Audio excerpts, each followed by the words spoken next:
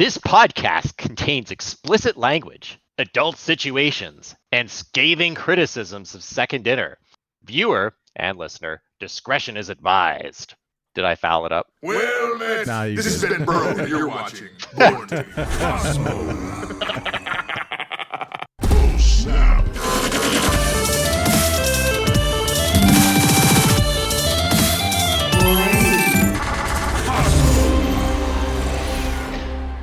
Welcome to Born to be Cosmo, the flexibly scheduled podcast where we talk about all things Marvel Snap.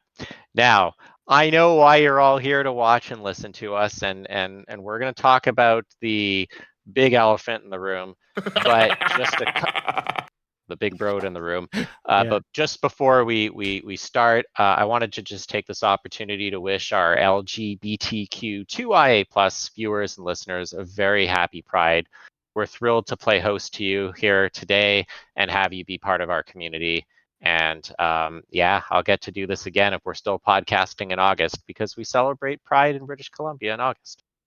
And Zombies, I know you wanted to chat a little bit about something, so please take her away.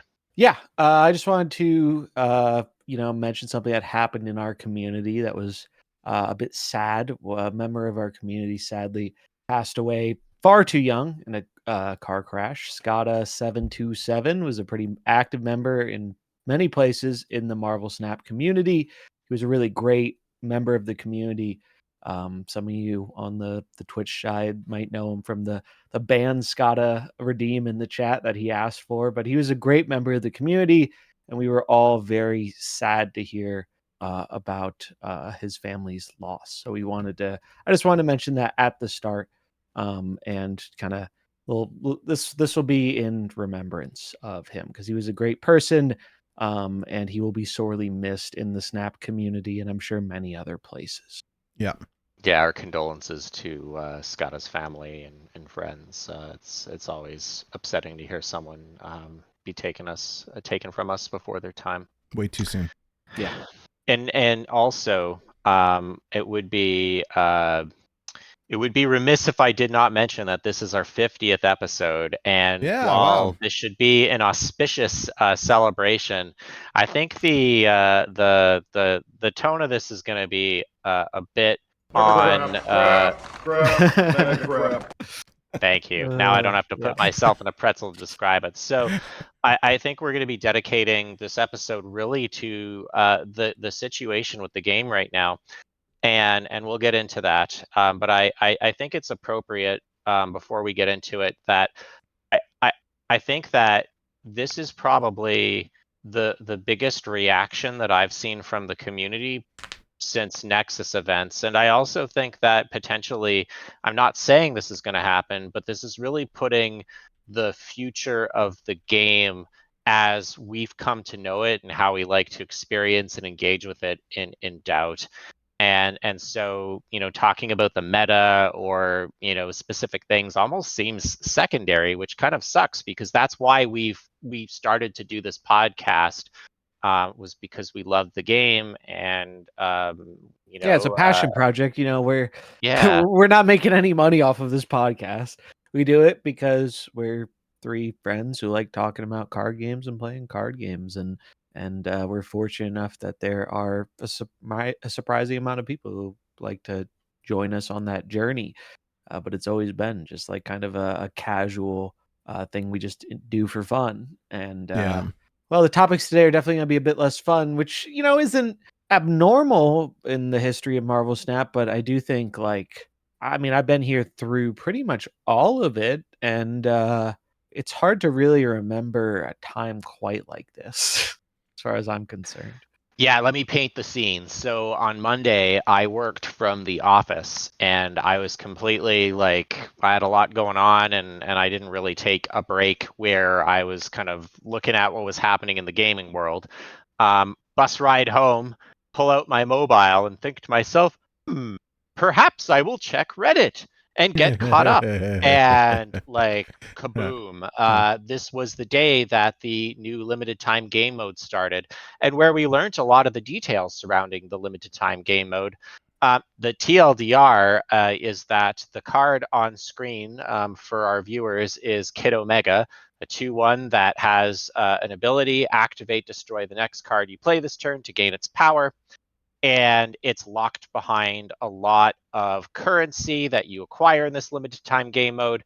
And it became very clear almost immediately to everyone in the community that there's no way to obtain this limited time reward simply by playing the game. You might get a discount, more on that later, but one would have to spend real money to get it on top of the real money you've spent on your tokens and other things. Big shout out to Lauren Whatevs, who sat down and did all the math, because I was curious. Lauren's the best. He does the math so we don't have to. Like, what will it actually take if you did all of these? You know, how short are you? And she laid it all out pretty nicely. So yeah, and you know, it's really, I mean, we'll get into the weeds with it, but one of the funniest parts to me, I do feel a little bit bad for someone like Griffin on the community manager side of it, because you know they're not making these decisions. But so there were supposed to be Twitch drops, right? And they had to cancel the Twitch drops because they were doing some back end stuff with the game related to self publishing, and they were like, "Hey, sorry, we can't do the Twitch drops this month." Yeah, the new era. We can't do the Twitch drops this month, but instead, you know, we're going to give you the variant and the stuff that was going to be in them through other ways. And they said the same thing about part of the Twitch drops was going to be volts for this mode, so you could, you know, use that in the limited time mode shop. And they were like, all right, we're going to give you the 3,000 things through other volts through other ways. And then someone asked, like, hey, I noticed we're getting like these daily 500 volts in our inbox. Are these replacing the Twitch drops? And they were like, no, this is in addition to the Twitch drops. So everyone did the math with, you know, oh, we're going to get another 3,000 from them before it ends. And you get the 500 a day. And here's how much you get from doing all the quests and all that stuff. And then yesterday, before, you know, the official second dinner response, we found out, actually, no, we're not getting that 3,000 bonus. That is what the 500 a day is supposed to be. Come on. So the math is actually even a little worse, and that makes it even funnier. I don't want to skip ahead, but one of the doesn't matter. Do it out of order. Who cares? It's funny because, you know, part of Second Dinner's response to this was like, hey, we're sorry we didn't communicate well, and we're sorry there's some bugs with the mode. Here's 2,500 volts.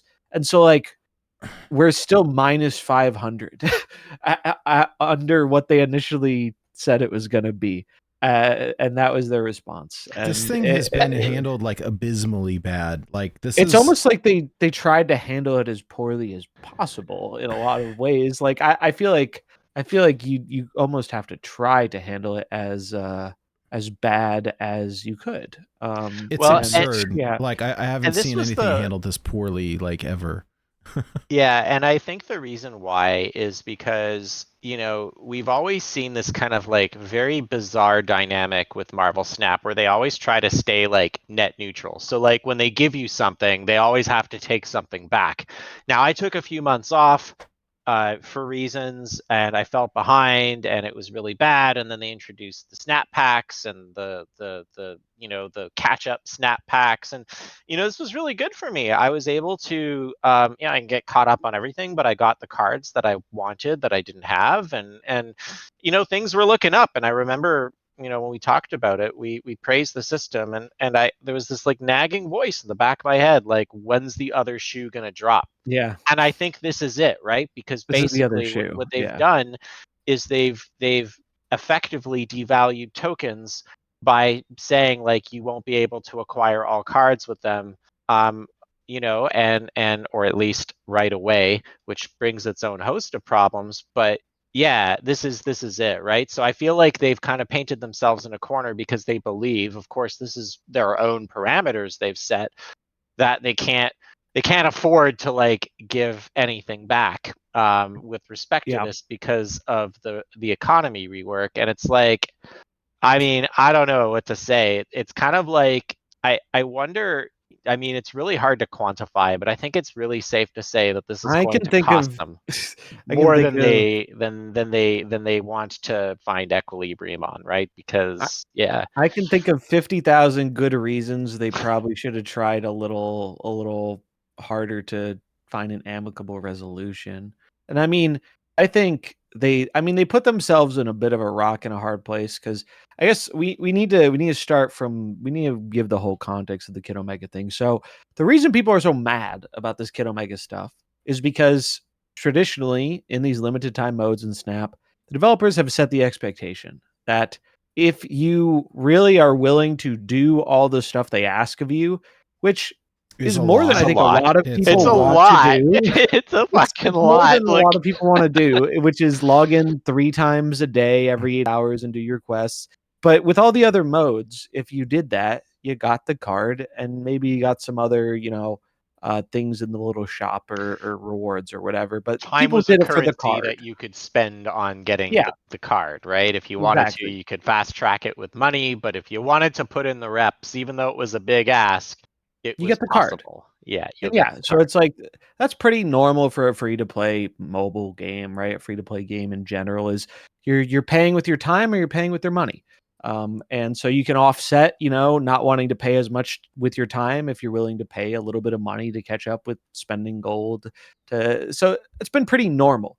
But throughout all the other game modes, if you put in the time, you got the card. And that was the expectation that they had set with the game. Also, Kid Omega is a Series 5 card. This is the first time we've got a Series 5 card in a limited time mode since Cassandra Nova all the way back last July with Deadpool's Diner. The other limited time modes have all been Series 4 cards, so even if you miss them, they're a little bit easier to acquire when they eventually are obtained. And another big thing worth noting, a lot of the Series 4 cards that have come out of prior events have been mediocre at best and actively bad at worst. Yeah. They're cards doo-doo. people collect because they like to collect cards and not because they feel like they need them to engage with the metagame. Most of them have not been that great. Probably the best of the bunch was maybe King Eitri, who had a little bit more relevancy with like Agamotto and stuff coming out. But most of them weren't the greatest thing in the world. And some of them were Or they like were niche. actively Yeah. bad or like very niche to the point where you didn't really feel like you could not do the event and miss out on it. And you weren't missing out on a powerful piece of an important deck. Kid Omega is not that card. Cassandra was Kid the Omega, closest. Yeah. yeah. Cassandra's a great analogy. She yeah. was the answer to Arsham, right? Imagine playing peak Arsham when without Cassandra, right? Yeah. Yeah. Like it would have been a bad time. Imagine not playing Arasham when it was peak Arasham. Yeah. Oh, I don't have to imagine.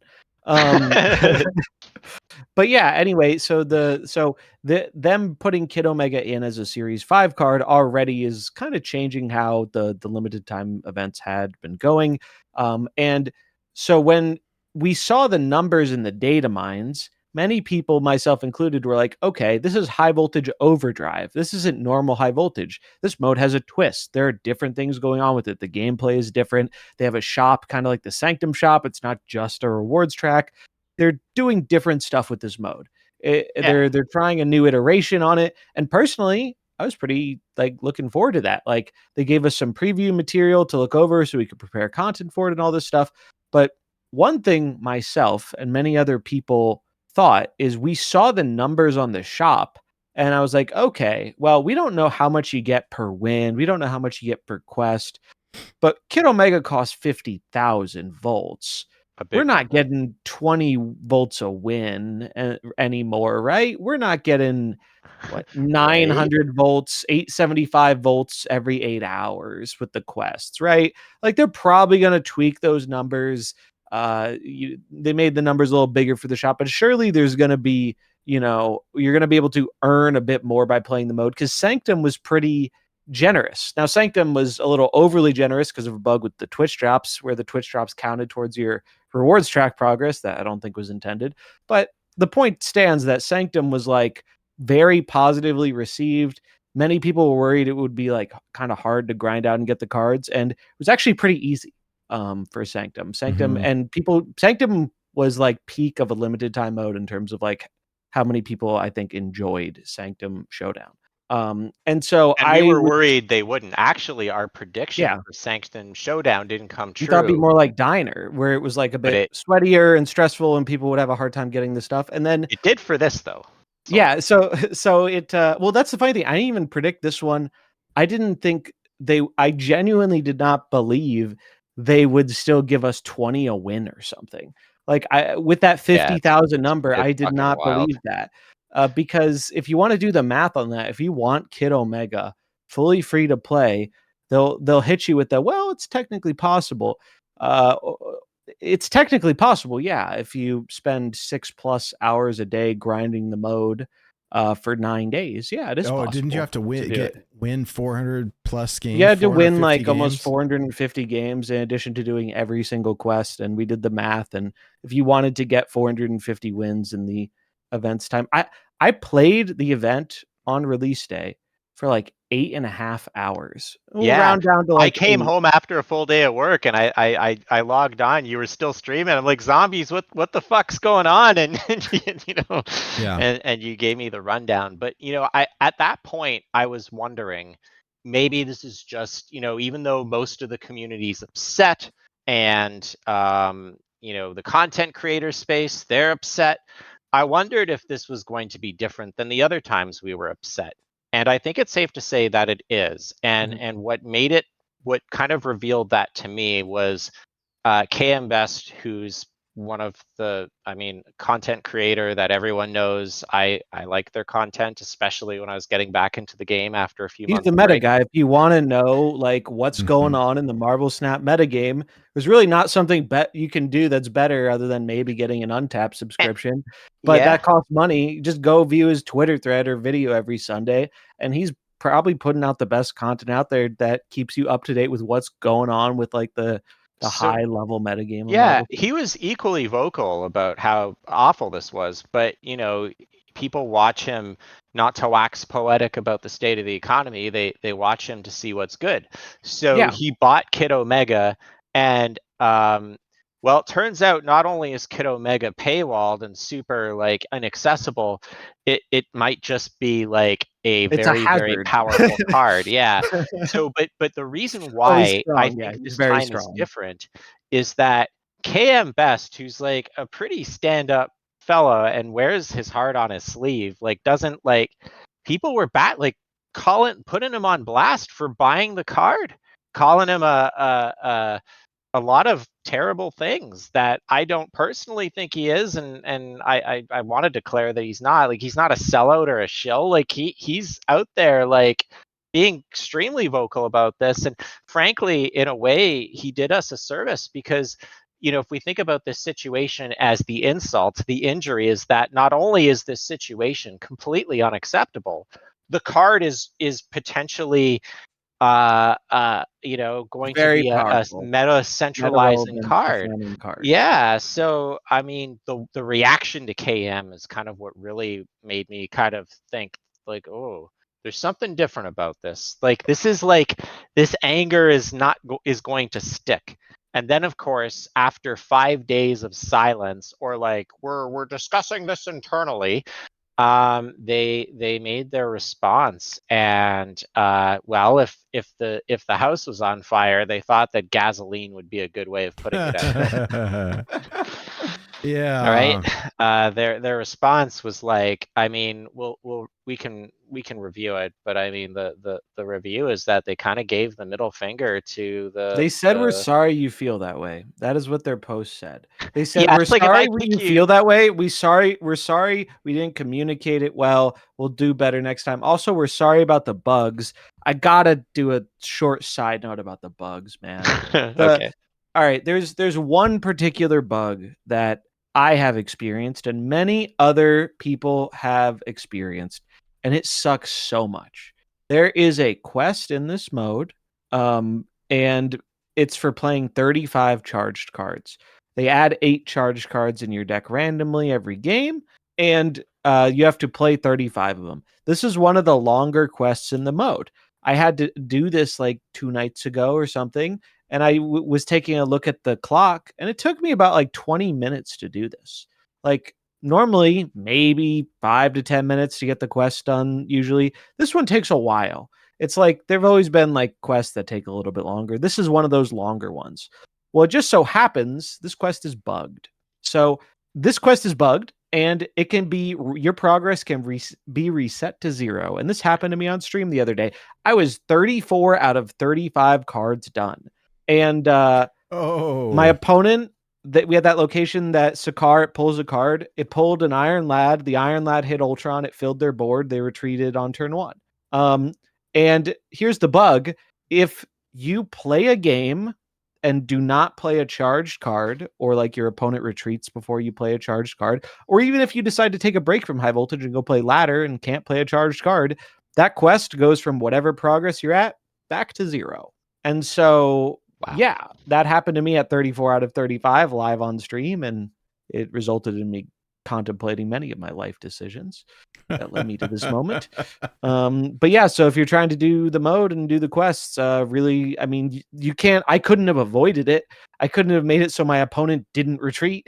Like or maybe some games you won't draw the charged cards. So if you're trying to get the mode done, be very weary of that one, because not only is it the longest quest, but it's the one that seems to be the most bugged and issues. And so they included that in their response, like, we're sorry about the bugs, like here's some volts to make up for it. But I've really never seen, like, it's not abnormal for Second Dinner to make a decision that is not popular with the player base.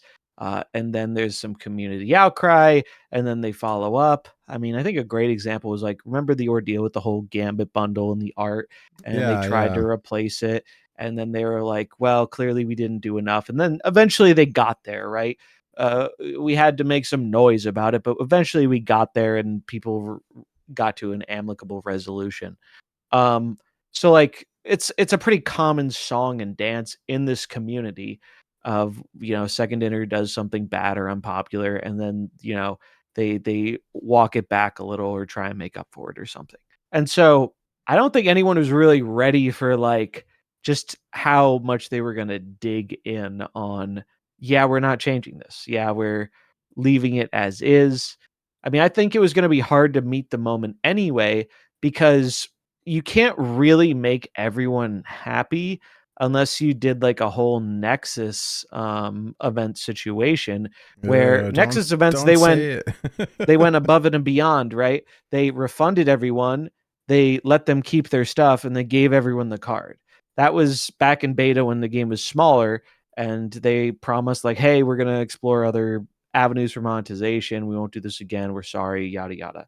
That was like as good of a response as you probably could have had in that moment.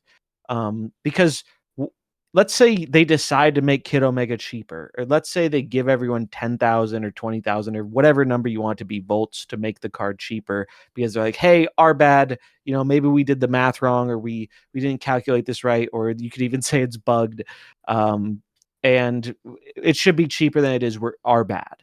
If you do that, then all of a sudden the people who were like, all right, I don't want to play this mode, I'm going to just spend I think it's 9,000 gold if you want to buy the card without ever touching the mode. And that's a lot of money. Like, I don't, like, you buy, it's a bit over like, $100. well, $100. $100 US.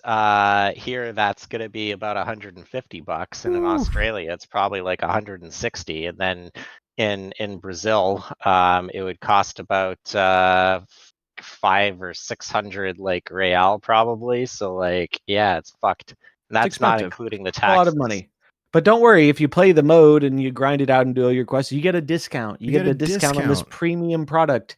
So that was their whole idea with the mode. That was what they were trying to do in this mode. And this isn't the only silly thing about the mode.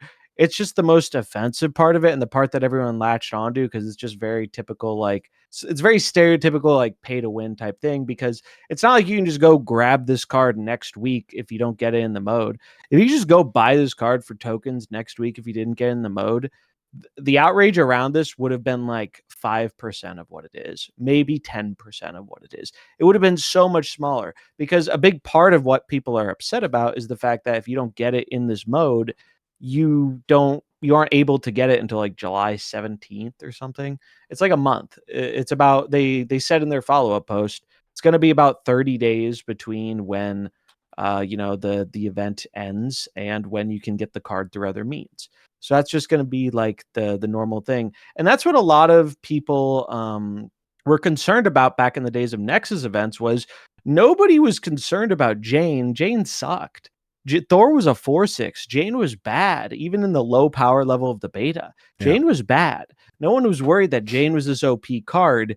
It's more about what that represented. And it's like, well, Jane might not be the OP top meta card, but eventually one of these cards you throw in this gotcha mechanic that was Nexus events is going to be meta. It's going to be top of the game, and it's going to make you have a pay to win game. And Kid Omega is kind of the one that was foretold from Nexus events, because he is a very, very strong and I think kind of imbalanced card. Now, it's worth noting that I think he also released at a time where he is having more success than he might otherwise because of the context of the metagame. Nightmare came out the same day, and the Kid Omega decks just go way taller than Nightmare, and Nightmare decks don't really have a whole lot of interaction to stop what they're doing. So, like, time will tell, just how strong the card is. But I think even with that meta stuff aside, I don't think it's exaggerating to say I think there's a high chance Kid Omega is going to be the strongest card this month. So having that card be locked behind not just like a paywall / time gate, but a paywall that is a lot more expensive than the one we already deal with like the season pass, it's just a bridge too far for a lot of people. And even like, was the communication mishandled about this? Were the expectations set super poorly? Like they didn't prepare anything for this? Yes. Would this have gone over well if they set the expectations right? I don't think so. I think the communication part of it, like they're making it sound like that is the part they messed up with. But I mean, they didn't do a great job with it, but that's not why people are mad. I mean, I was a little mad because I did a video about like preparing people for Sanctum, and I had no context because they didn't give us the information about how easy or hard it was going to be to get Kid Omega. And then it's like, wow, this is way harder to get than I thought it was going to be. That kind of sucks. I was looking forward to this mode. I had quite a lot of nice things to say about the mode. If you actually go back and watch the video that came out on the day it released, like I was looking forward to it. I was pretty bullish. Yeah, the mode itself about it. is not bad. I mean, it's an RNG fest, but like it's fine. It's fine. It's a nice time waster. It's going to be controversial because it's Arsham, right? It's an Arsham tavern brawl. If you like Arsham, you're probably going to like it. If you hate Arsham, you're probably not going to like it. I don't know. You haven't played it at all, right, Blue? You said you didn't. No, I didn't. So like when I came home from work on Monday, and I was like, what's going on? And you kind of told me what was what. My reaction was, well, maybe this is a blessing in disguise that I know, because I'm just not going to waste my time with this. I haven't played a single game of it. I've just been playing ladder. Although as the week went on and the silence became more deafening, and then the response came out, I'm now reevaluating kind of, I'm waiting and seeing. I think what's going to happen is, so no, I haven't played the game mode, and I do think this isn't going to be the last we hear of this. I think there's going to be some other concession. I think that the noise is getting to the point where the they're going to have to do something. Now, whether it'll be enough or whether, like, I'm actually curious if I mean, the only thing they can do, and even then, like, I don't think that the trust broken is necessarily going to be rebuilt, but the only thing they could really do at this point that I think would sate the community, or me personally, is they give everyone Kid Omega, and perhaps even more, and say, we're sorry, we're never going to do this again. The problem is that we've never really seen a change in behavior. No, in fact, they doubled down. They doubled down on, like, the response was like, oh, not only was like you guys are wrong, like this was intentional. Like it was very out of character to compare to like how they normally respond to some of this stuff. Like it was very odd. I was genuinely pretty shocked by how they responded to it. And is this public? it's like, can we read it? yeah, it's the public thing from the Discord. I get confused what's public and what's not. Always throws That's me off. understandable. It's funny because it reads so like it's almost unbelievable that you're like, did they release this to like the public for consumption? Like they possibly. And it's funny the part they say this is an ongoing conversation, blah blah. But it's like the way they said it didn't feel like an ongoing conversation. But like, all right, this is where we're at. Deal with it. The responses on here are overwhelmingly negative as well. The little they're like 2,000. What's it at now? Well, like what the little is it at now? The little icons thingies at the bottom. There's the icon of somebody throwing something in the trash. There's somebody crying. There's the skull. There's a down arrow, thumbs down. Ben Brode laughing. There was the little almost rat. 3,000 trash emojis. I like the rat. The rat one feels like it hits a little different, like. There's an L. There's one that says 3x value. There's somebody in a wheelchair. There's the angry emoji, the sad emoji. People feel some type of way about this. That much is certain. Fire, a sad emoji, the angry emoji. Yeah, they're all. It's just nobody's happy about this. And what's funny is normally when something like this happens, we see one or two people who are, defend the multi-million-dollar company type, right? The kind of there aren't a whole lot of those. I've seen none. Well, I saw a couple people commenting on your videos that are there's always one or two, but that's it's like you get like 3 or 4 people in a sea of like 250 comments or something. It's like yeah.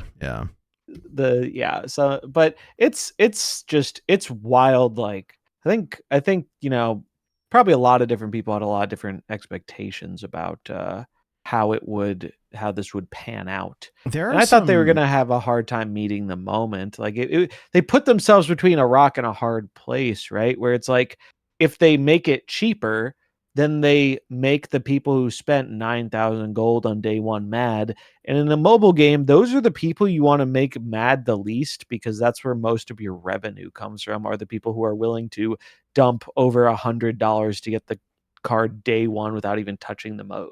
Like those are the people if you have a priority list of people you do not want to make mad, it's those people and the people who are maxing out I don't even know how much the whale track is in the web store anymore. It's like $300 or something. I don't. Oh gosh, I'm not sure. I don't buy. Those are the people you want to make mad the least when you are running a mobile game. Those are the people they're going to bend over backwards to try and not upset, because every one of them is worth 100 free-to-play players or more, because the free-to-play players, they aren't bringing in the money, right? So they don't want to make those people upset who already spent the money, but also they need people who aren't going to spend the money to be around for those people, the people who do spend the money to play a game.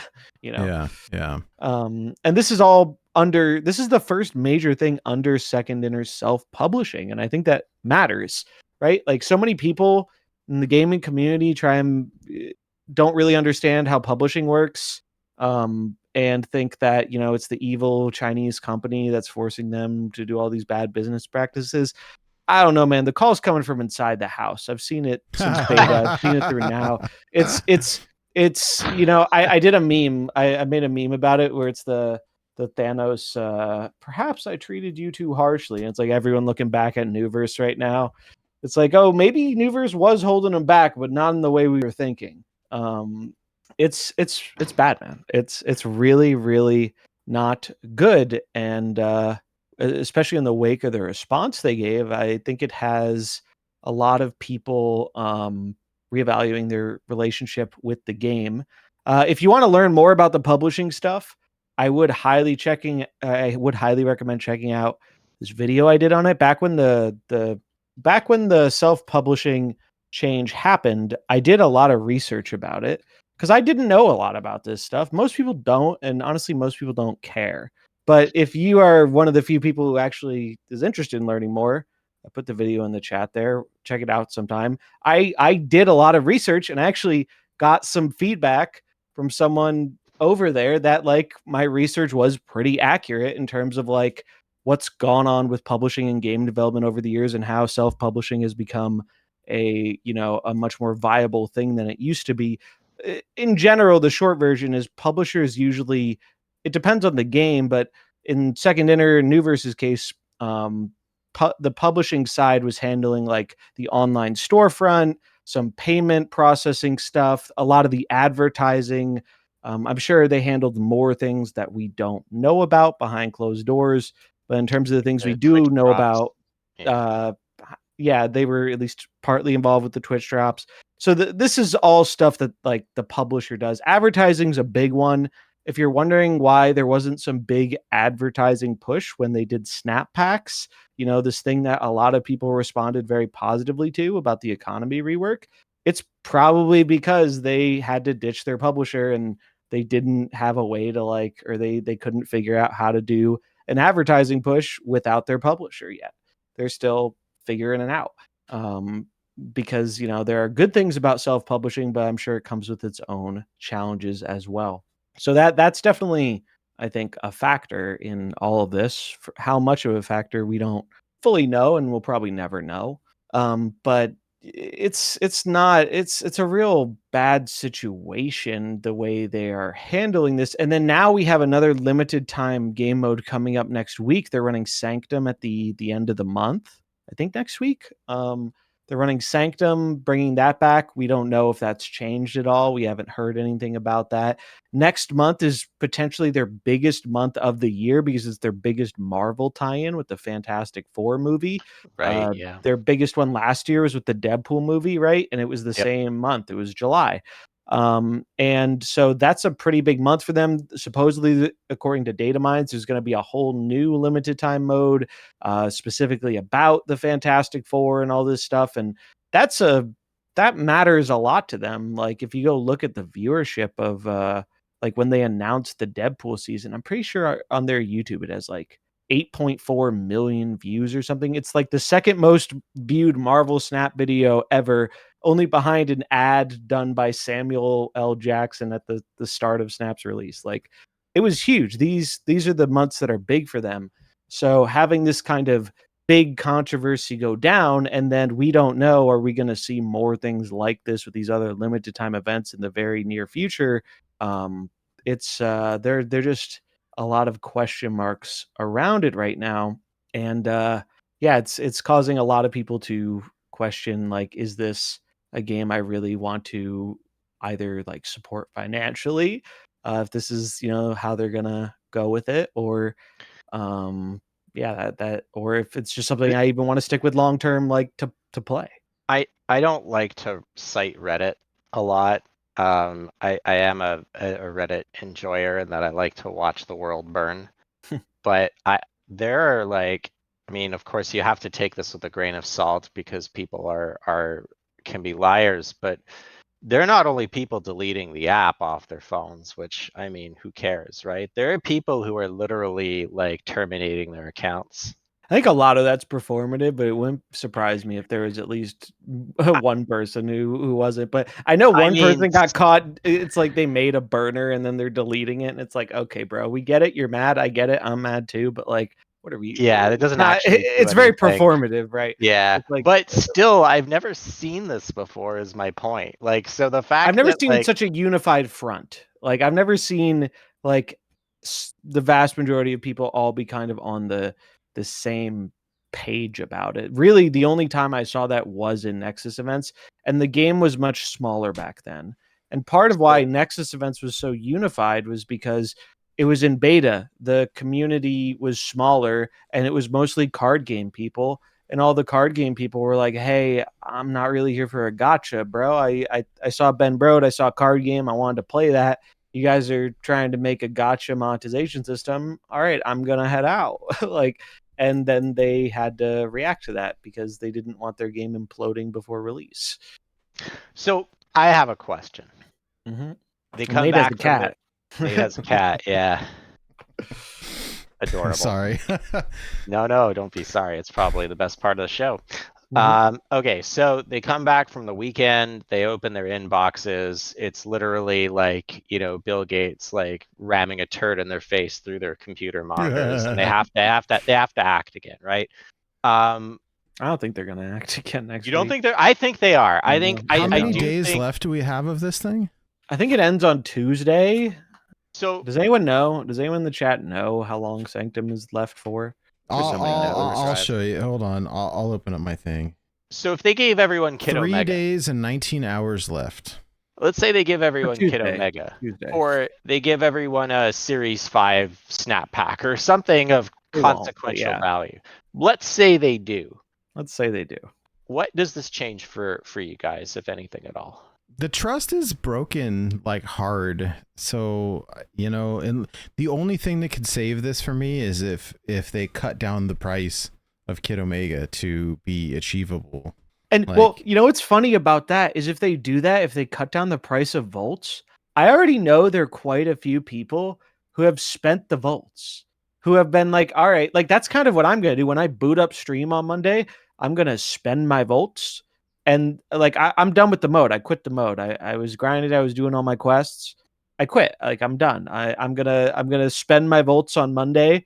And then that's it. Like, I'm going to get my what I got with my volts out and I'm out. And I know there are people who have already done that. So it's like, even hypothetically, even if they change the thing, it's like, it doesn't even really work. And apparently this has been going so bad. There's even been a bit of a mod exodus on the official Discord, Just Interrobang in chat kind of just told us that wild. apparently, I've stopped going to the official Discord a long time ago. I just hang out in the creator space. Yeah. The mods are, I mean, I never had a bad interaction with them, but I'm not exactly thrilled with how they've kind of. Well, we just have our own spaces for this kind of stuff. Yeah. I totally get the appeal of an official Discord. If you like, you don't have a bunch of card game friends or don't have like a community to talk with people about the game, I think it does offer something for people. It's not for me. I have my own spaces for that kind of thing. But like, I know there are a lot of people who really value that. Yeah, if honestly you're in that position and you're not in KM Best Discord already, that's probably the best open Discord for Marvel Snap in terms of like activity versus kind of. It's the one I hang out in. Yeah, KM. I unlike the main chord, I like the way it's moderated. Anyways, it's a good open space that everyone's welcome in, regardless of skill level or collection level or any of those things. So go there instead of main chord. KM Best. I think the link's on their Discord, which is also KM Best. So yeah. Not Discord, Twitter. But yeah, no, like, so they give everyone Kid Omega for free. Let's say they do that or something there. Or they give everyone 9,000 gold. I have no idea. They do something like they did with Nexus events. Mm-hmm. Does it change anything for you? Well, I like that'll obviously vary like person to person. Like I'm sure that'll change things for people, right? But I'm asking you, does it change anything for you as an individual and a content creator? For me, not really, no, because like I think, this isn't something I expect people to empathize a lot with, and that's totally fine because like I'm in a different position than like the average casual player, right? But if you look at the stats surrounding I'm not saying the whole player base of Marvel Snap, because Marvel Snap's a casual game. A bunch of people play this game on their phone and don't watch anything online.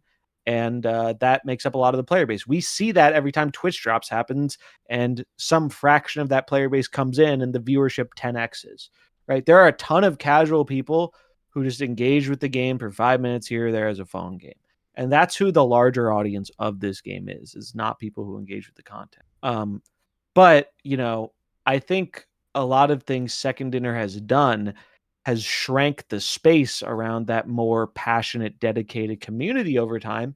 And you can see that when you look at Twitch stats and YouTube stats and numbers on Steam. You can see a tangible decline over time. Even with Twitch drops, you can see a decline over time. Like the numbers are going down in terms of the amount of people who care enough or are interested enough to be a part of like the online community around this game. And I think that is in large part due to a lot of decisions Second Dinner has made that just really have rubbed people the wrong way. And I think this was like so much worse than any of those past decisions, except maybe Nexus events, which at least with those, they walked them back pretty much as good as you could have. And a factor a lot of people I don't think about with that is when Second Dinner walked back Nexus events, they were, Ben Brode's small indie company. Nobody knew anything about them.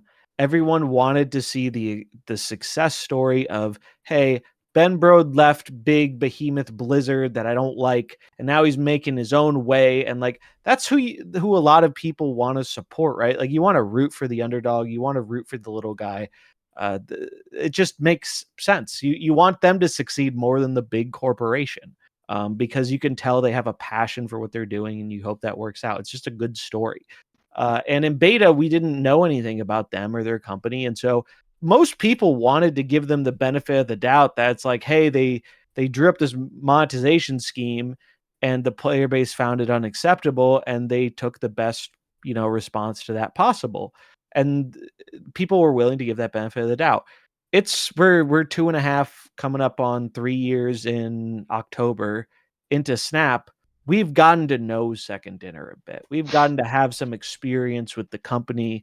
And I think even if they were to have that same level of response, which I don't think they will, but even if they did, I don't think that, willingness to give them the benefit of the doubt is really there anymore for a lot of people. It's like it's annoying and a bit tiring to have them want to experiment like we're little lab rats in a cheese maze every mode to see how much they can squeeze out of you with these different monetization tactics. Eventually, you just get a bit tired of it, and it's like, how much enjoyment am I getting out of the game relative to like the things they're doing that I don't like, or that just don't make me feel good about supporting their game? When people feel good about the decisions you make, I feel a lot more free to like support them with money. I feel good about the decision. And when they make bad decisions, the opposite is true.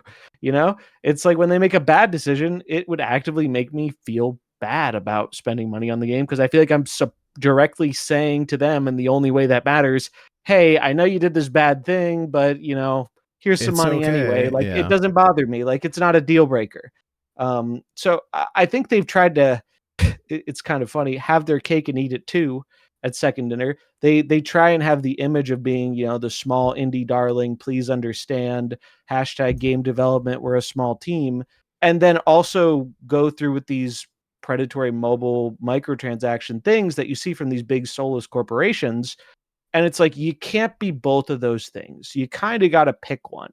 Like people don't give some of these big gotcha companies like the level of treatment that they give Second Dinner because they know a bit, people get mad, but they know a bit of what to expect about from these companies. And that expectation is different when you try and posture yourself as this, hey, we're players too, hey, we're gamers too, small indie company.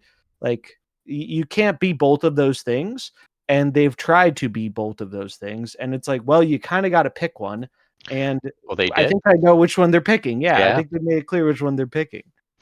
And this is why I asked the question, because I think that for a lot of people, yeah, I'll be happy to get the card, but like I don't think it's going to change kind of the broader conversation about, whether this is something I want to continue engaging with, right? It's kind of the Because you worst could see it live happening service. again, right? Like we went through the Of course. song and dance. Let's say you get the card. Like, do you think that there's going to be something learned and they're going to do something different, or do you think we're going to find ourselves back here in a month or 2 months or 3 months having a Well, very similar conversation, they're right? learning the wrong lesson, right? Like, there was this I'm a Star Trek nerd, and one of my favorite quotes from Star Trek Deep Space Nine is one of the characters, the doctor, Mhm. is lecturing Garrick, a Cardassian spy, on the boy who cried wolf, and tells Oh him yeah. the story about the boy who cried wolf, and then asks Garrick, do you see the moral of the story? If you lie all the time, no one will believe you. And Garrick's lesson was learned that no, the real moral of the story is to never tell the same lie twice. I'm worried the lesson learned here is not going to be like, oh, we can't be shitty about how we monetize the game. It's going to be like we got to do more like better messaging and smoke and mirrors and added value and all that other kind of like, corporate speak that probably is winning out in the conversation in the marketplace of ideas, like you always like to say, Zombies. I'm certain that there's a significant people who work for Second Dinner that have actively advocated for the opposite of this. Unfortunately, they are either not in a position to make the decisions, or they're not influential enough to get their way.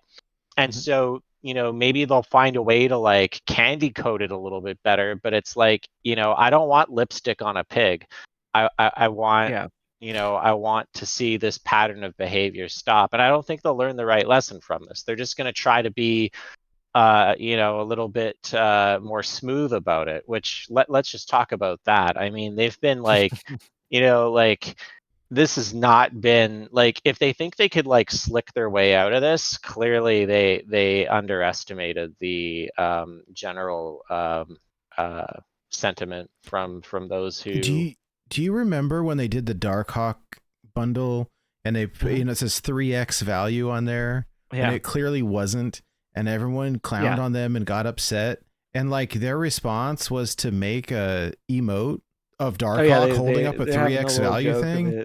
It's like, or I survive Nexus events. That's like the classic. Yeah, I think you can make fun about those things, right? And like have a little laugh, like, haha, we remember this, we were poking fun at ourselves. But that only works if you actually like change. It doesn't work as well. You can't really poke fun at yourself and say, haha, you guys remember when we did that thing you didn't like?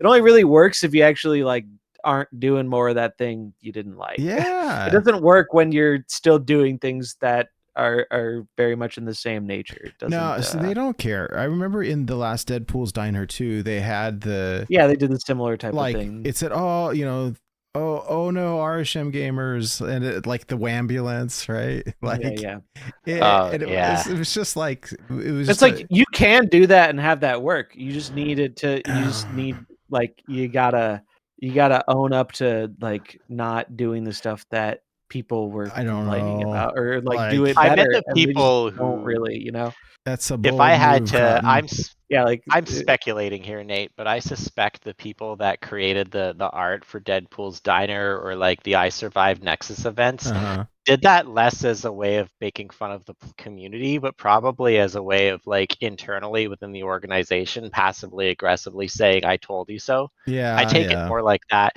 And the reason why I take it like that is because that's like the kind of thing I would do if in that situation.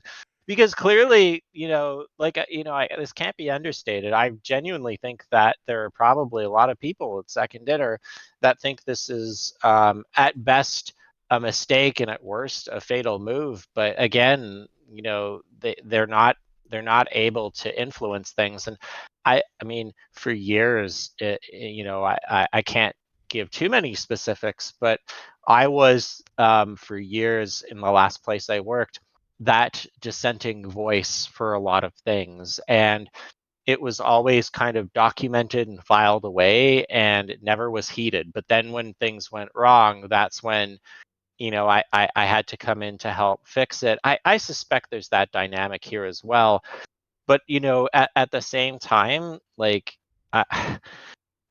we've seen the exodus from the Discord. We've seen at least people saying they're going to engage with the game differently, and even if a percentage of that sticks, it really hurts. I wonder if we're going to see an exodus from Second Dinner, because people might be worried that their futures are potentially not secured, or what's usually where I think you're more likely to, even if that were to happen, we wouldn't like probably know about it, right? Like publicly. No, but people for example, like people won't storm out in anger, but if you see people like willing to take new roles in other organizations, like I think that there's always fire where there's smoke, or most of the time there is. For sure. So but where you're really going to see that, I think, in the short term is if you enjoy the content creation side of it. Because there's always been like the content space around Snap has been shrinking for a long time. Many people, myself included, were like cautiously optimistic. Hey, if they get the economy rework right, they could really do things to bring people back and kind of like hit this body with the what do you call those things? The little chest paddles. They could pump it back to the content scene more back to life. Clear, clear, defibrillator. And, Yeah, defibrillator, that. So the content scene has been on the decline for a while, and many people, myself included, were hoping that, they actually did something good with this economy rework. And then if you look at the numbers, not only did the numbers not really get better in spite of the economy rework being received very well, including by someone like myself who's been very critical of a lot of their decisions. I mean, our episode on the economy rework was probably one of the nicest episodes we've ever had. I think we had a lot of good things to say about it. Yeah. Well, I did say, and I said this before the Where's the show other started, but shoe? I'll say it again. This is too good to be true. Where's the Yeah. other shoe? And well, the other shoe didn't drop. It kicked me in the nuts, and it's the form of Kig Omega. It's like the difference between like high voltage and high voltage overdrive is that one's based on the game of kicking one in the male intimate area repeatedly until someone falls over. At least that's what it feels like. So Yeah. The point I'm trying to get to is that because of the nature of what their game is, and because of the nature of how their game's player base is made up, they can survive through this kind of controversy and negative online player sentiment a lot more easily than the people who have structured and founded their content being all around Marvel Snap, because that was already on the decline. The things they did good and right didn't really uh, turn around that ship, and now we're seeing something that is causing such a rift in the community, particularly in the online space. It's like, is Marvel Snap going to die next month or in the next few months if they do nothing here? No, it's not. A lot of people aren't going to want to hear that, but it's true. It won't immediately cease to exist because it is a very big game, and most of the audience isn't people you're hearing from in the online space. But that doesn't mean there won't be bad things as a result of that. And particularly if you're someone who's here watching this, you're probably someone who puts yourself in the boat of enjoying the online community in some way, whether it's watching YouTube content or Twitch content or being in a Discord or whatever. If you enjoy that type of stuff, this is the type of thing that's going to decline much more rapidly than the game itself, because you don't want to be tied to something that, for me as a creator, I feel like they view us very much as an afterthought rather than a way to help promote and make their game, succeed more. They view us as an afterthought. They view us as a bonus. They take it for granted. And it's like, all right, well, I can see the trend this is going. It's not sustainable. I'm going to start looking for what else I can do to make what I'm doing sustainable because my income relies on that. And that is the position I think many content creators are finding themselves in right now. Even people who are much more large and successful, even people at the top of the content food chain like Regis are saying this. If someone in pretty much the best position or one of the best positions of this industry possible is saying that, that's got to put some alarm bells on if you're someone who is creating content or enjoys watching content around the game. It's just it's the sign has never been clearer, and it's not like we haven't said things behind closed doors in the past, recently and not so recently, to try and get them to make some concessions or to turn this around, or really to put in almost any effort in any way to try and like fix some of these problems, but they either are unwilling or unable to do so. It is not important to them. It does not matter to them. They pay a lot of lip service to it, but it just doesn't. They don't back it up. Like, offensive is not the right word, but borderline. It was like, really, It left a bad taste. Like, you guys sure think highly of yourselves, don't you? You got a headache from rolling your eyes so far back. Yeah, they bounced back and hit my brain. I was like, are you joking me? No, it just feels very like we're untouchable. We can say and do no wrong, and if we do, we'll get through it because we're just big enough. That's a great example of them acting like the big nameless, faceless corporation, and they put on the mask of like, no, we're your friendly indie developers. It's like, no, you really aren't. You really aren't. That's not, your actions don't reflect that. So stop trying to act like it. Your company has made like $250 million over 2 years. Like, what are we talking about here? Come on. Like it's just ridiculous. And as someone who like does mainly news content on the game around like new events and goings on in the game, and that is what I have had to pivot to because of the decline of success in gameplay on Marvel Snap. Like that's what I have found a way to make what I do viable on the YouTube side of things is by doing that stuff, and I enjoy doing that stuff. But I'm not gonna be here for it if this is just what we're gonna have happen every time. If every month there's gonna be another thing where it's like, oh, here's what they did wrong again. Everyone makes some noise. It's like I'd rather go put my time and effort towards a game and a community that I don't feel like is actively pigeonholing my potential of like doing content that I enjoy and am proud of and can see success off of. Like it would just be a bad life decision to stick with this game, knowing what I know about these developers. And so I'm going to be making every decision I can to unshackle the chain of second dinner from around my neck, because that's really the position you're in for a lot of content creators is you're tied to this thing.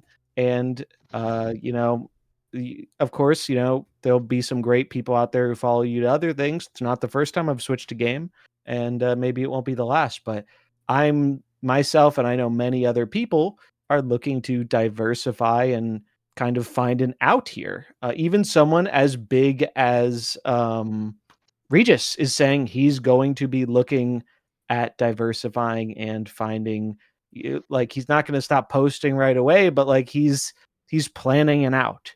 And if someone that successful is feeling that, you really how are you going to feel confident in continuing focusing your content on a much smaller scale around this stuff? Yeah. You know, the shame is this. Like, honestly, I've had a lot of fun playing Snap this month. I really like the Battle Pass card. The meta is, you know, better than it was once Thanos got a haircut, which has been a while now.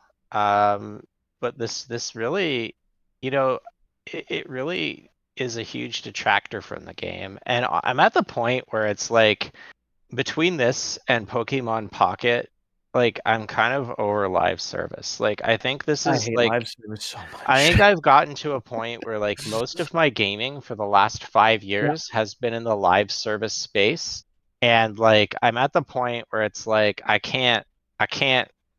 really like I'm not saying I'm gonna quit Snap. I don't know what I'm gonna do. Maybe I'll take another break. Maybe I'll try to go free to play again. Maybe I won't do anything different. But what I'm really reflecting upon is just live service in general. Like, you know, and unfortunately, card games have really collectible card games, especially, or tradable card games, really fit the live service niche well because of the way that they were it's live like, service before live service was yeah, cool. Magic the Gathering was Yeah. live service in that it was a living game that was actively being balanced and supported and with new content. And To this I don't.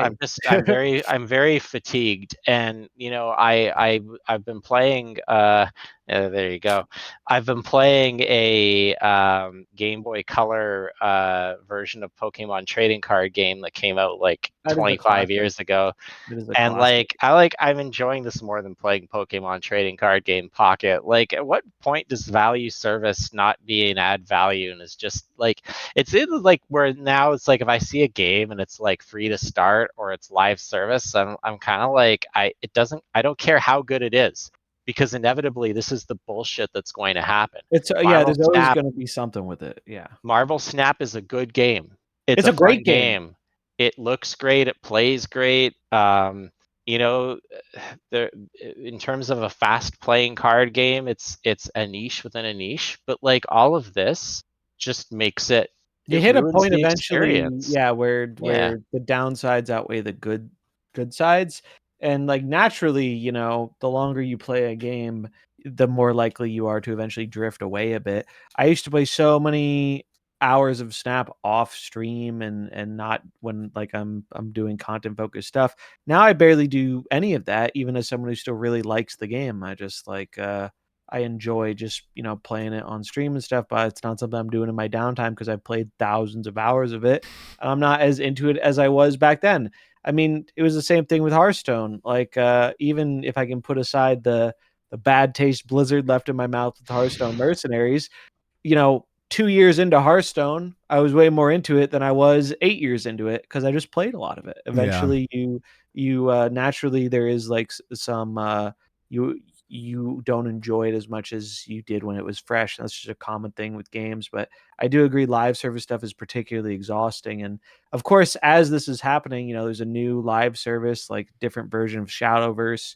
Weeb Hearthstone, as people may know it, just dropped. And I don't really know much about that game. I know some other people are playing it. I've had people suggest, oh, you should try this out. And it's like, bro, like, no, like I don't want to touch live service with a 10-foot pole. Like I'm good. Like I love card games, but I'm gonna try and like focus on something that I feel like the model of live service often can just like be more hassle than it's worth at times. And there are of course exceptions to that rule, right? There are live service games that are good, but by the nature of live service and in general in the gaming industry, why we're seeing some pull back from the live service stuff is live service stuff demands a lot of either your time or your money, and in some cases both. And there can only be so many of those games that exist at once before they cannibalize each other because there are only so many people that are willing to sign up for that. And we've kind of, I think, hit the point where some of these games do start to cannibalize each other. It's why you see like the famous example of like Concord being this massively expensive game to produce and getting delisted within 3 weeks because it tried to compete. It just did a lot of bad things that weren't smart and tried to compete in a genre it had no business competing in. It's just, and then on the flip side of that coin, sometimes competition can help these things work out where uh, Overwatch wasn't doing very good. Marvel Rivals popped in and kind of beat their ass with some competition, and that's caused Overwatch to really step up their game. I mean, I think we saw a little bit of that with like Pocket and Snap, where Pocket was the first game to really try and do the Snap formula of the gameplay may not have been as, fluid and fresh, but they tried to be that faster mobile based card game. Mm-hmm. And I do think there were people who left for that game, and I don't know if they're still playing it or not, but they did not come back. Or people left for the Rivals IP because they just wanted another free-to-play Marvel game to play, even though it wasn't a card game, and they did not come back. And I don't think they're going to come back because it's not really enjoyable to sign up to like 2-3 plus live service games. Like you have to be like more than unemployed to be able to do that. Like there's not enough time in life to do that. Or No, like oil prints wealth. Like Hey, yeah, I yeah. played do two it. live service games for 2 years, so you Hey, I can said do it. 3 And plus. I said 3 plus. all right, I had to stop though. I was playing Honkai Star Rail and Marble Snap, and Yeah. it was just like at a certain point, I was like, I can't do it anymore. And I wished I stopped playing Snap instead of Star Rail. Although honestly, again, like I said, even though Star Rail's an RPG and there's like very different like monetization methods, it's basically made by the same people that made Genshin Impact. Yeah. I'm just so tired of live service. The constant, like, it wants you to be the only game you play all day, every Yeah. day. And it's a good business decision, but gosh, Doesn't I'm feel like a healthy like lifestyle decision most of the I'm time. It's just tired, like I boss. want to do more things than that. Yeah, I'm Yeah. tired, boss was like I got that as a comment on the YouTube video, and it's like this is the comment I relate most to.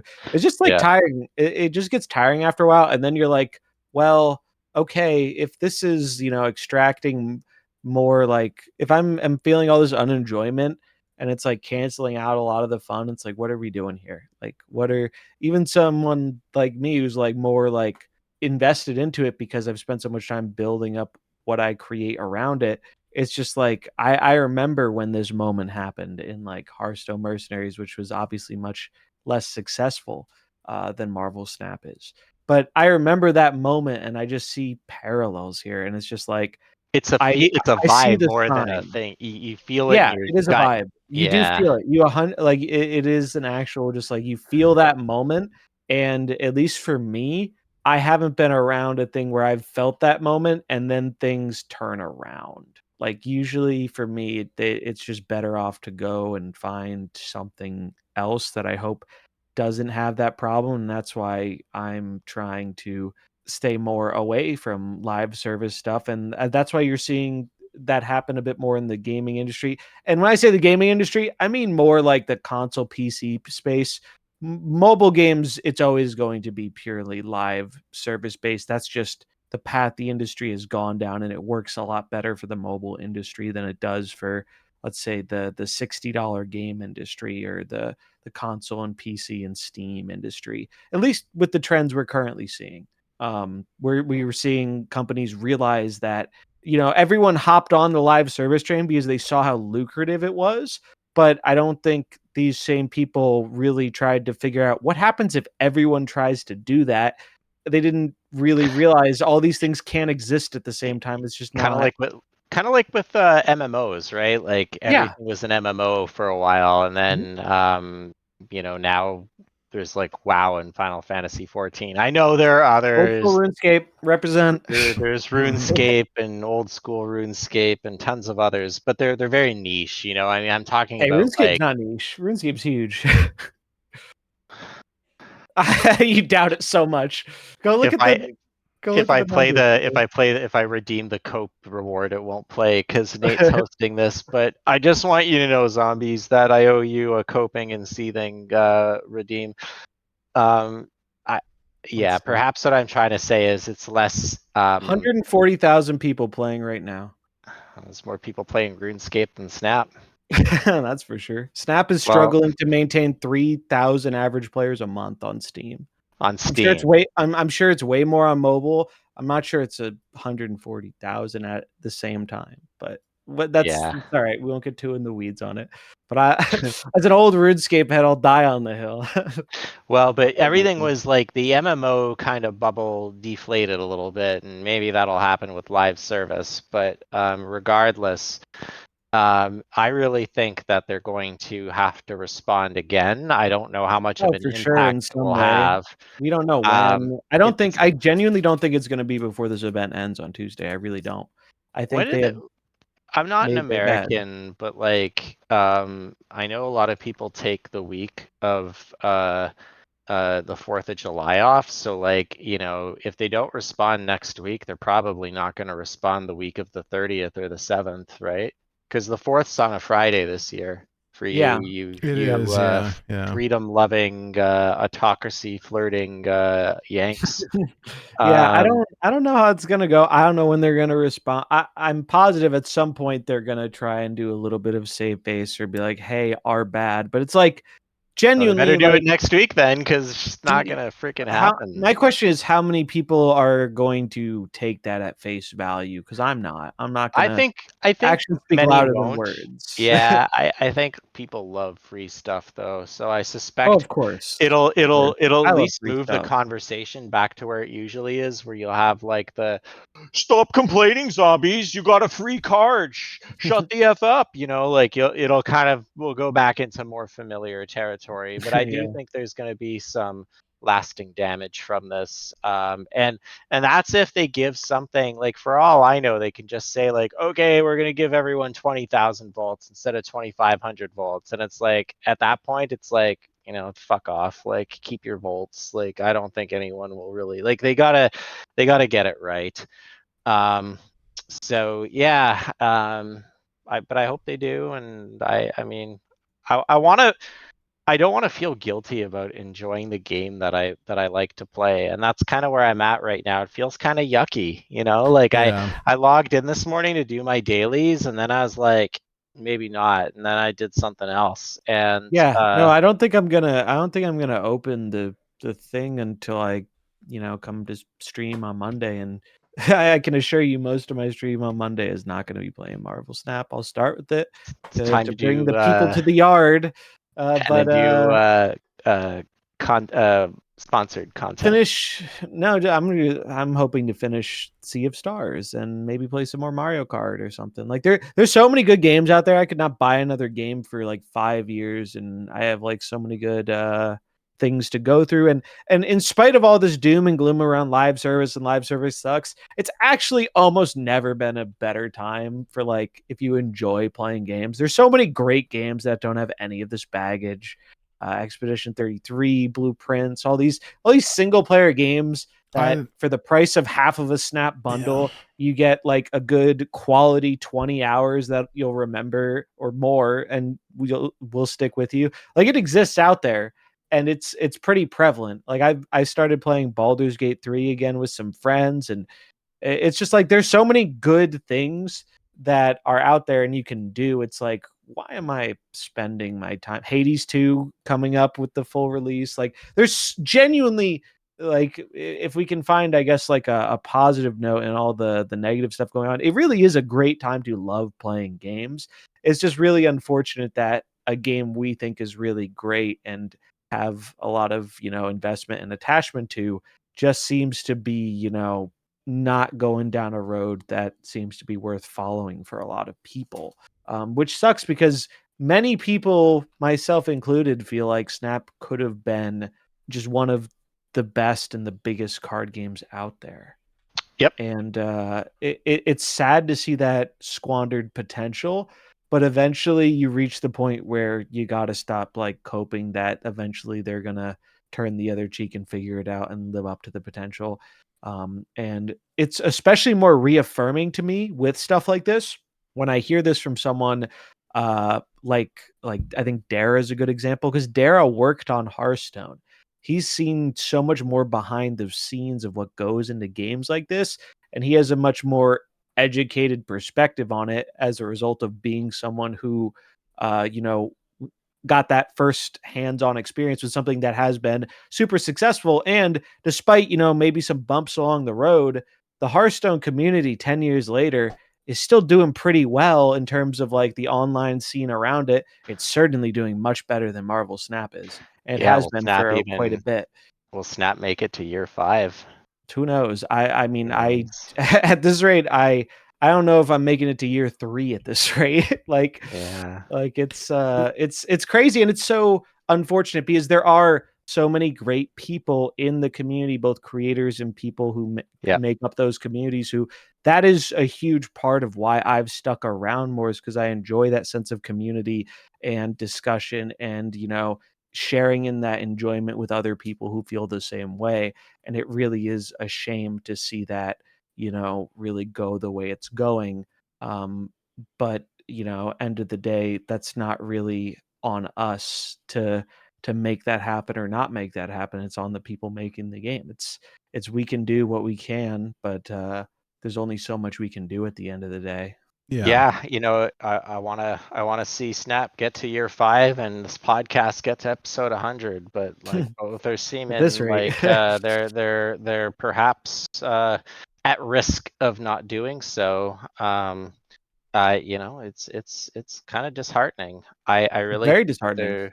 I do think they're gonna have to respond to this again. I just, after this initial one, I'm like, it's gonna have to be overwhelmingly, like, to me, the reception of the second response will have to be as unanimous in the opposite direction as the unanimous response to this. And I have a hard time imagining it will be, given that they decided to go the way they did. And even if they do, I mean, I can't speak for anyone else, but I can speak for myself. Even if they did like the best response possible, I don't really have it in me to take it at face value. Like, in terms of, should I like reevaluate my decisions of trying to stick around more and not diversify into other things? It's like, no, I wouldn't. They could come up with the best response possible, and it's like, that's not. It's not about the quality of the response at this point. Like I put it in the video, and it's a thing I stand by in life, is when someone shows you the person that they are, or the entity that they are, you should believe them. You should take them at what they are telling you.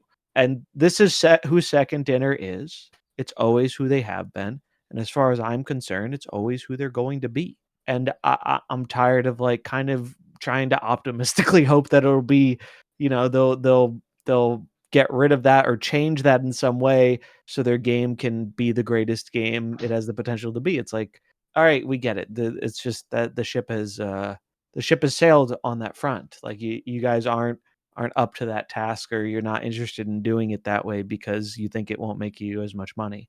And that's just a decision we have to Happy come to 50th terms episode, with. everyone. Yeah. Oh. Happy 50th episode.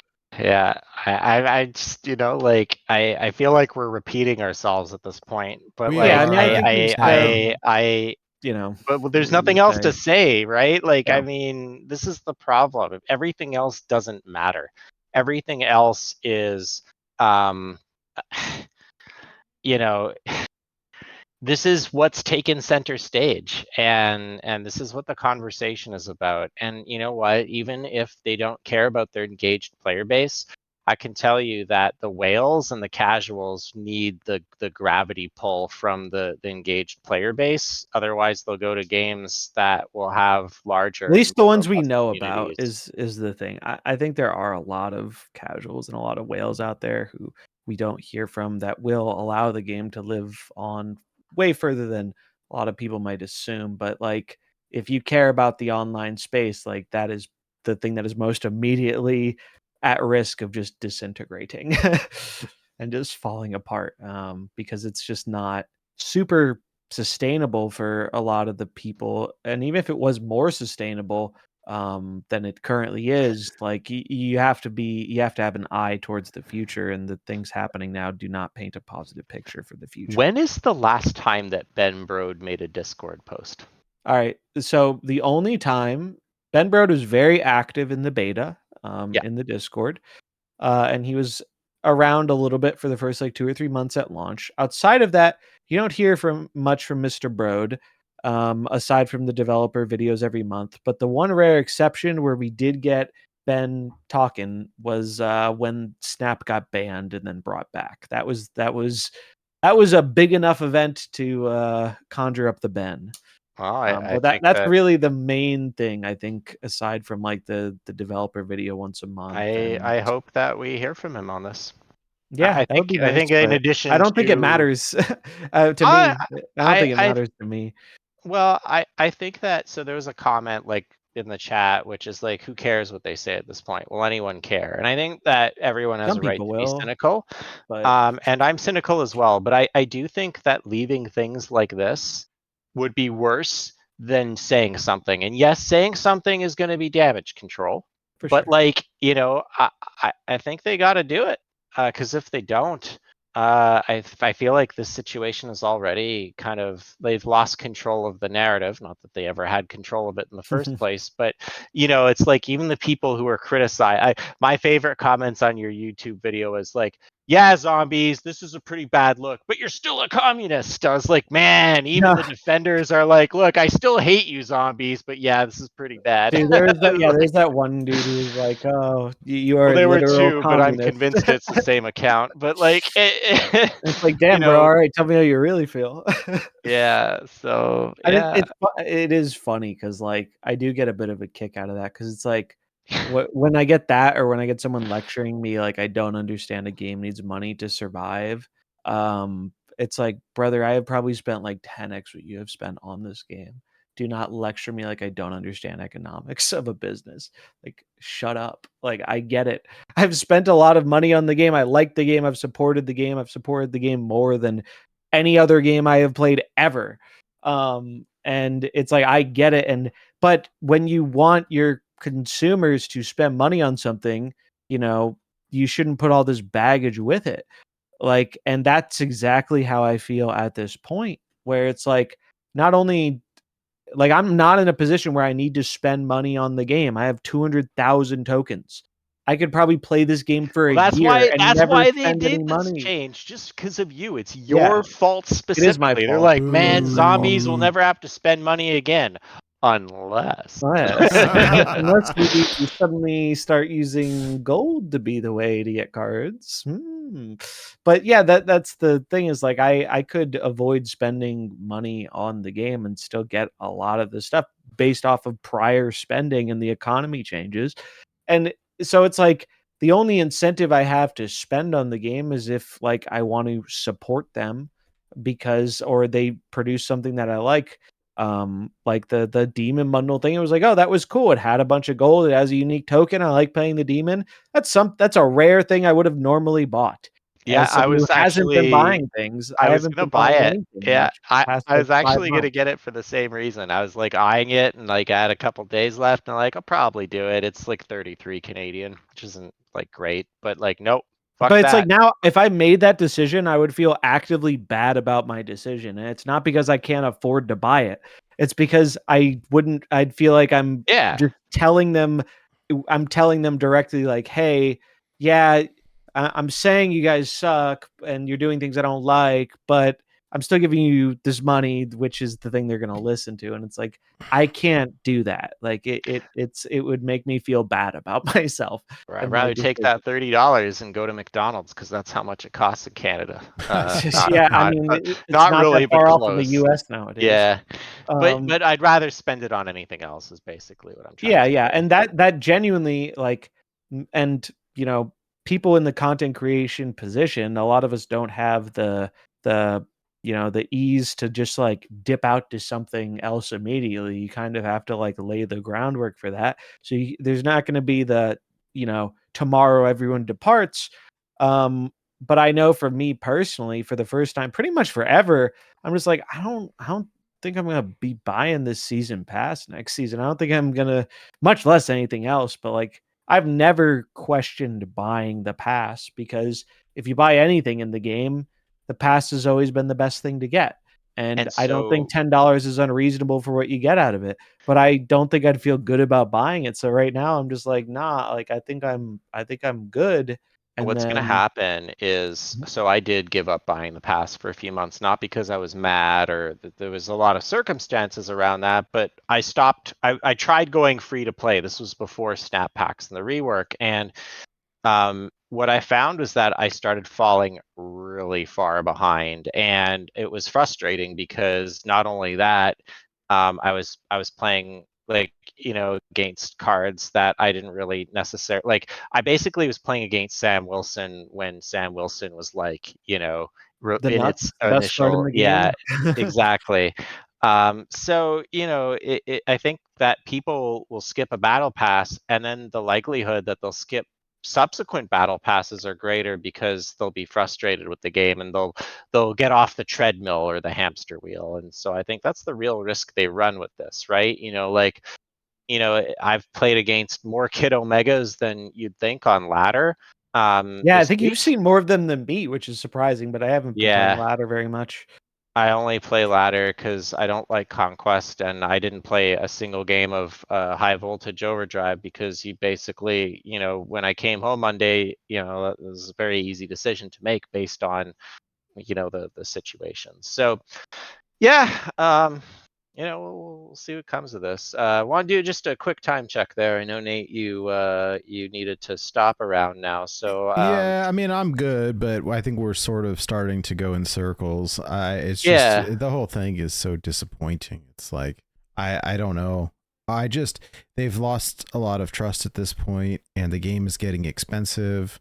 I mean, the game's always Yep. been expensive, but the idea of like, oh yeah, give us about 40 hours, and we'll give you a discount. It's like, are you joking me? Like, my time is worth a lot of Yeah, money.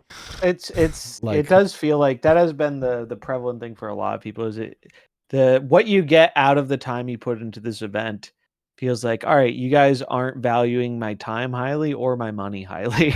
And usually it's like one or the other. It's like, all right, you take that trade off. But I mean, I played it for like 8 hours on stream the first day it came out, and I got like 1,000 volts, It was 1,500 volts from ridiculous. winning. It's nothing. Yeah. It's like 1/50th of Kid Omega or something. yeah. It's like it Watching was you, ridiculous. and I came in I came in like an hour 8, and I was just like assessing your day end progress, like assuming that you started from 0, and that was like, wow. There's no way that I would have done that for 8 hours. There's probably no way I would have done that for 80 minutes. So, it's a lot to ask, I think. Honestly, Excuse it me. was really a High Voltage was really just a background for the talking stream. That's what it was. And at one point, I ended up putting up a video of like kinetic sand because it Yeah, was that was more that was I was interesting for people to mesmerized by that. watch. The sand is OP. Yeah. Maybe I'll become an ASMR content creator Oh because God, wow. it is very mesmerizing watching that sand. Yeah, that's kind of where we're at with all the goings on in Marvel Snap, and it's going to be interesting to see how it all plays out, right? Because like one of the things I said was like before we got a response was in the world where in the world where they make a response that is generally perceived as good, they still have some like landmines coming up as like a butterfly effect because of this. Because we have Sanctum next week. We have no idea if Sanctum has been changed or not changed. Oh my goodness. We know it was probably a little bit more generous last time because of the Twitch drop bug. So we don't know what's going to happen with that at all. We have this Fantastic Four event thing, which is going to be its whole own thing next month. Next month we have, and this could probably be its own podcast episode, so we're probably not going to dive in on this now. But next month we have a potentially new Series 4 card locked behind the super premium season pass. Like even if they handled this super well, I think the anger of this, can carry over into some of these other things that are coming up, if those other things aren't, to people's liking. And that would be under like a better case scenario where things went well. We're under the worst case scenario where things went as about as poorly as possible. So people are looking for a reason to continue to be mad because they want, those are their feelings, and they when you're feeling that way, you're like primed to be looking for it because that's how you feel.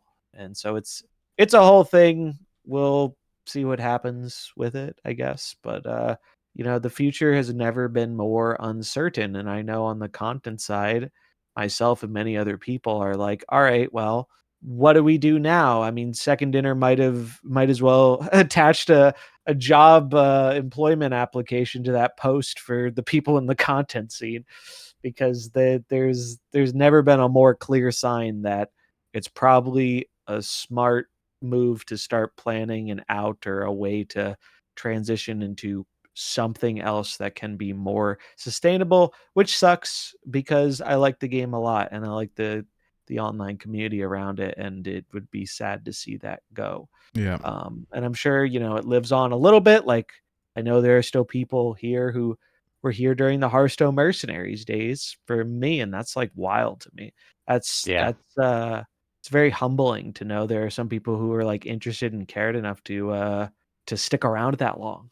Because that was years ago. And so those of us who were around back then are no stranger to poor, bad decisions that can erode a community. So I've seen this dance before, but it doesn't make it feel any better. It still sucks.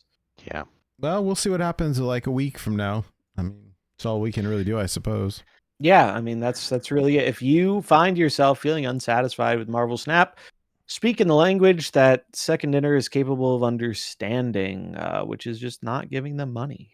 And if you really are feeling bad, delete the game if it's crossed that threshold for you. I don't believe in calls to action, telling people what to do. You should do what you think is best. But I have a lot of people tell me like, yeah, that was it for me. I'm out. Like I'm sure not everyone who says that actually is out, but I know some percentage of them is. And I'm not going to be the one telling them to come back when, we eventually get a response. It's just that's not something I'm going to do. That's not my deal. But if you're someone who just wants to, you like playing the game and you want to just mess around with it 5 minutes here or there, free to play, I've got no ill will against that. Do what makes you happy. But that's you gotta do what's right for you. But if you want to send a message to Second Dinner, I think it's the only way they are capable of hearing that message, because I can assure you, especially like behind closed doors, the talking doesn't, from the creator side, hasn't gotten anywhere. And I really think action's the only language they speak. Yeah. Well, on that note, you've been listening to Born to be Cosmo, the only flexibly scheduled Marvel Snap podcast where when we're kicked in the nuts, we kick back, or at least we talk back. Yeah. But in all reality, Damn, we're